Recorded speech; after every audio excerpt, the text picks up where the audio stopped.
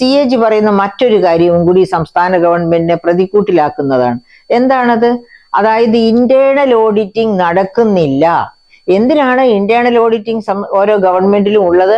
അതായത് ഓരോ government വകുപ്പുകളിലും ചെലവഴിക്കേണ്ട fund കൃത്യമായി ആ പർപ്പസിന് വേണ്ടി കൃത്യമായി ചെലവഴിച്ചോ, അതിന്റെ കണക്കുകൾ എവിടെ, ഇത്തരം കാര്യങ്ങളൊക്കെ കൃത്യമായി വെരിഫൈ ചെയ്യാനാണ് ഇന്റേണൽ ഓഡിറ്റിംഗ് നടത്തുന്നത്.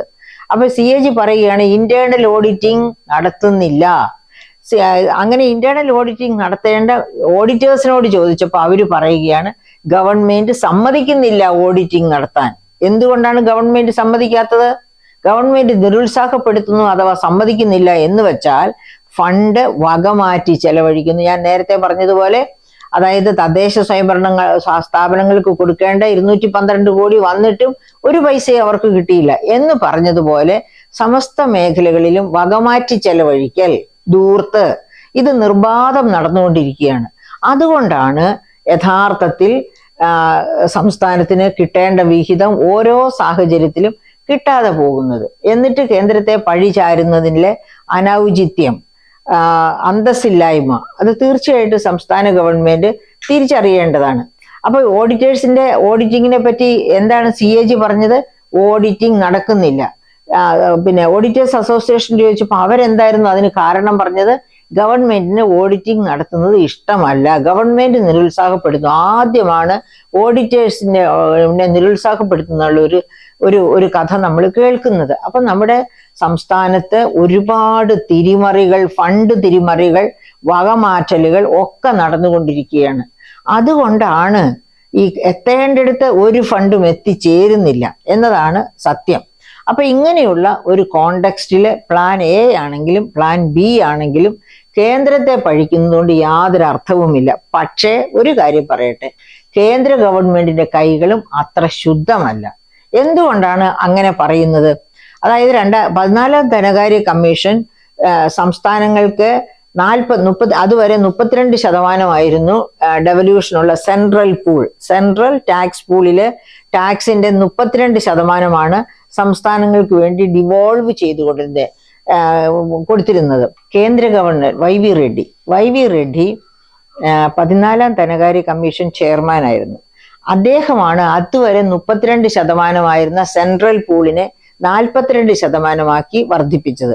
അതുവരെ 32% എന്ന് പറയുന്നതിൽ കുറച്ച് കുഴപ്പമുണ്ട് കേട്ടോ. അതിന്റെ തൊട്ട് മുൻപിലത്തെ 13ാം ധനകാര്യ കമ്മീഷനാണ് 32% ആക്കിയത്. 12ാം ധനകാര്യ കമ്മീഷനിൽ അത് 31% മാത്രമായിരുന്നു. അങ്ങനെ മാറ്റങ്ങളുണ്ട്. അപ്പം ഈ 14ാം ധനകാര്യ കമ്മീഷൻ എന്ത് ചെയ്തു? 32-ൽ നിന്ന് 42-ലേക്ക് അത് ഒറ്റ ഉയർത്തൽ. അപ്പോഴാണ് നമ്മുടെ എന്താ പറയാ, നരേന്ദ്രമോദി ഗവൺമെന്റ് ഭരണത്തിൽ വരുന്നത്. ഓർമ്മിക്കണം, നരേന്ദ്രമോദി ഗുജറാത്തിൽ മുഖ്യമന്ത്രി ആയിരുന്ന കാലത്ത് ഫിനാൻസ് കമ്മീഷനോട് കലഹിച്ചതാണ്.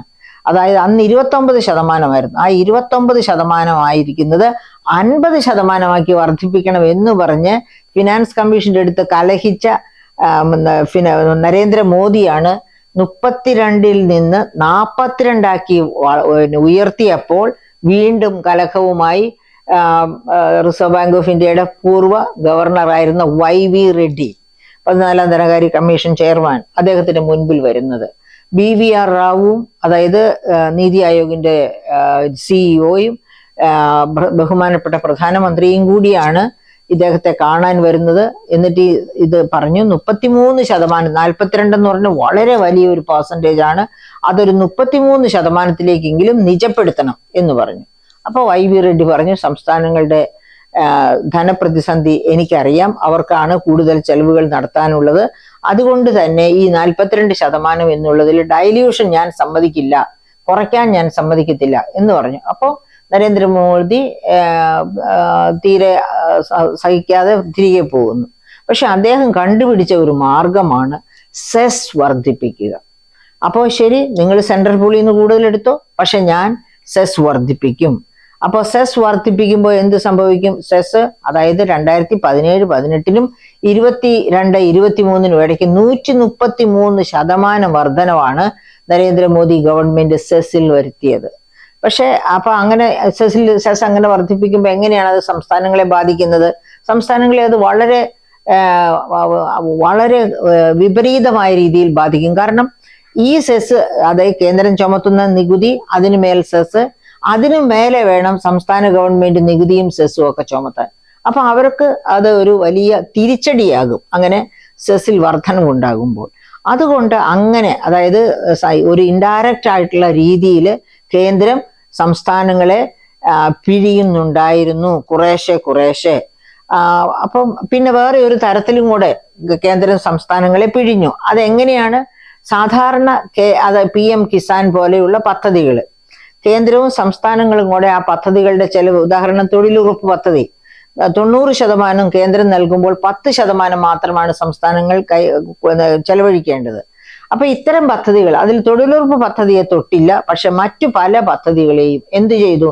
കേന്ദ്രത്തിന്റെ വിഹിതം വെട്ടിക്കുറച്ച് സംസ്ഥാനങ്ങളുടെ വിഹിതം കൂട്ടി. ഇപ്പൊ 100% എന്ന് പറഞ്ഞാൽ 80% സംസ്ഥാനവും, അല്ല 80% കേന്ദ്രവും 20% സംസ്ഥാനങ്ങളും ആയിരുന്നെങ്കിൽ അത് വെട്ടിക്കുറച്ച് 40% കേന്ദ്രവും 60% സംസ്ഥാനവും എന്നാക്കി ആർക്കാണ് അടി കിട്ടുക? സംസ്ഥാനങ്ങൾക്കാണ്. സംസ്ഥാനങ്ങൾ കൂടുതൽ ഫണ്ട് കണ്ടെത്തേണ്ടി വരും. അപ്പോൾ ഒന്നാമത് സംസ്ഥാനങ്ങൾക്ക് നികുതി പിരിക്കാനുള്ള സാധ്യത, അതിനൊരു സീലിംഗ് പോലെ ആ സാധ്യത വെട്ടിക്കുറയ്ക്കുക, സെസ്സുകൾ ഏർപ്പെടുത്തിക്കൊണ്ട്. രണ്ടാമത് കേന്ദ്രവും സംസ്ഥാനങ്ങളും തമ്മിൽ പങ്കിടുന്ന പദ്ധതികളിൽ കേന്ദ്രത്തിന്റെ വിഹിതം വെട്ടിക്കുറച്ച് സംസ്ഥാനങ്ങളുടെ വിഹിതം ദുർബഹമായി വർദ്ധിപ്പിക്കുക. അതും അവരുടെ ശേഷിയെ കൊള്ളയടിക്കുന്നതിന് തുല്യമാണ്. ഇങ്ങനെ പല മാർഗങ്ങളിലൂടെ കേന്ദ്ര ഗവൺമെന്റ് സംസ്ഥാനങ്ങളെ പിഴിയാൻ ശ്രമിച്ചിട്ടുണ്ട്.